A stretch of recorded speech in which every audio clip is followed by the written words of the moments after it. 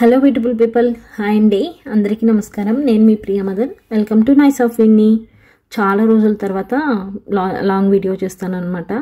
So ఈరోజు video ఏంటంటే kids bedroom ఉంటుంది కదా, కిడ్స్ బెడ్రూమ్ని క్లీన్గా అంటే సెట్ చేసుకోవడం ఎలా అనేది చూపించబోతున్నాను. యాక్చువల్గా ఇదేంటంటే మేము కొంచెం డీప్ క్లీన్ చేస్తున్నాము. అంటే ఇప్పుడు దగ్గరలో వరలక్ష్మి వ్రతం పండుగ ఉంది కదా, దానికోసం మేము ఇల్లంతా కూడా డీప్ క్లీన్ చేస్తామన్నమాట. సో పైన కబోర్డ్స్లో ఉండేటివన్నీ కూడా వస్తువులు కింద తీసి పెట్టినాము. ఇంకా అన్నీ కూడా బయట తీసి పెట్టడం వల్ల అట్లా మెస్సీగా ఉంది. ఇంకా వాల్స్కి ఉండే ఫొటోస్ అన్నీ తీసి పెట్టేసినాము కాబట్టి చాలా ఎక్కువగా కనిపిస్తుంది మీకు. సో పైన కబోర్డ్స్లో ఉండేటివన్నీ కూడా ముందుగానే కిందకి దించేసుకొని ఫస్టే తుడిచిపెట్టేసుకున్నాం గైస్. ఎందుకంటే కొంచెం ఆరేకి టైం పడుతుంది కదా, ఎందుకంటే ఆరకుండా మొత్తం అట్లే పెట్టేసేసినాం అనుకోండి బూస్ట్ వచ్చేస్తుంది అనమాట. కాబట్టి కొంచెం ముందుగానే క్లీన్ చేసేసుకొని సోప్ వాటరు, కొంచెము డెటాల్, కొంచెము ఈ కోలిన్ ఉంటుంది కదా, కోలిన్తో కూడా మళ్ళీ ఫస్ట్ సోప్ వాటర్ డెటాల్ వేసి క్లీన్ చేసేసుకొని తర్వాత మేము కోలిన్ స్ప్రే చేసుకొని క్లీన్ చేస్తామన్నమాట. మళ్ళీ ఒక డ్రై టిష్యూ కానీ డ్రై క్లాత్ కానీ తీసుకొని క్లీన్గా తుడిచేస్తే తేమ కొంచెం తొందరగా ఆరిపోతుంది. ఫ్యాన్ వేసేస్తే కొంచెం ఫాస్ట్గా ఆరిపోతుంది అనమాట. అప్పుడు ఇంకా మొత్తం అన్నీ కూడా కిందకి దించిన వస్తువులు డస్టింగ్ చేసేసుకొని మనకు కావాల్సినవి ఉపయోగపడేటివి పెట్టుకొని పనికిరాని చెత్త అంతా తీసి పడేసుకుంటాను నేనైతే ప్రతి సంవత్సరము. అదేదో తెలీదు, ఎన్నిసార్లు తీసినా కూడా నెక్స్ట్ సంవత్సరానికి ఏదో కొంచెం చెత్త పడతానే ఉంటుంది. సో అది కామన్ అనమాట. ఇది మీరు కూడా ఎక్స్పీరియన్స్ చేసింటారు కదా. ఇంకా నెక్స్ట్ ఏంటంటే ట్రావెల్ బ్యాగ్స్ అనమాట. మనం ఎప్పుడు ట్రావెలింగ్ అనేది ఎప్పుడు చేయం కాబట్టి, ఎప్పుడో ఒకసారి కాబట్టి ఆ బ్యాగ్స్కి ఊరికే చాలా ప్లేస్ కావాలంటే కింద పెడితే అంటే అంత స్పేషియస్గా ఉండదు కాబట్టి కింద పైన పెట్టేసుకోవడం బెస్ట్ కబోర్డ్స్లో. అందుకే అందులోనూ ఒకటి ఓపెన్ చేసి దాంట్లో 2-3 బ్యాగ్స్ అన్ని పెట్టేసేసి ప్యాక్ చేసేసి పైన పెట్టుకుంటున్నాను. సంచిలో పెట్టుకుంటే ఏంటంటే డస్ట్ కాకుండా ఉంటాయి కాబట్టి అట్లా పెట్టినాను. ఈ మధ్యలో మా ఆయన డ్యాన్స్ చూసారా?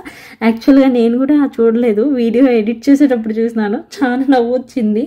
సో ఈ విధంగా పనిని కూడా ఎంజాయ్ చేస్తూ చేయడం అంటే నిజంగా చాలా గ్రేట్ అని చెప్పచ్చు. దాంట్లో మా ఆయన అయితే బెస్ట్.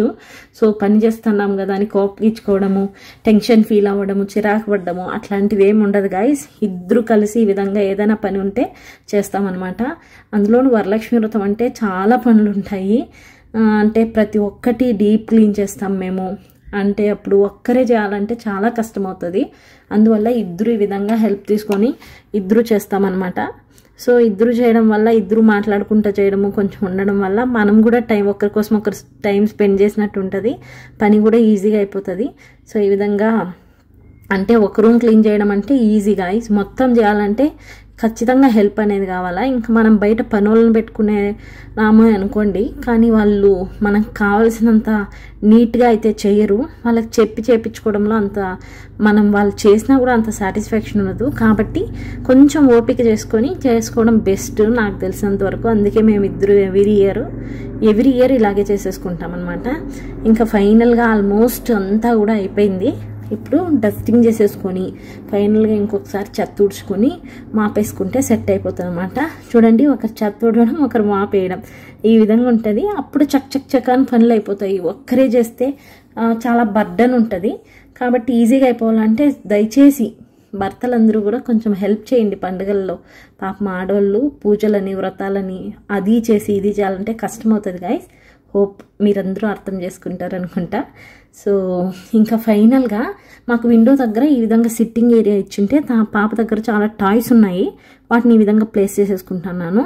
ఇది గాయ్స్ నేను మొత్తం అంతా కూడా పాపది కిడ్ బెడ్రూమ్ వీడియో చేస్తాను. మీకు వీడియో నచ్చినట్టయితే లైక్ చేయండి, సబ్స్క్రైబ్ చేయండి. ఇప్పుడు వీడియో చూసేయండి ఫుల్ ఎలా ఉంది అనేది.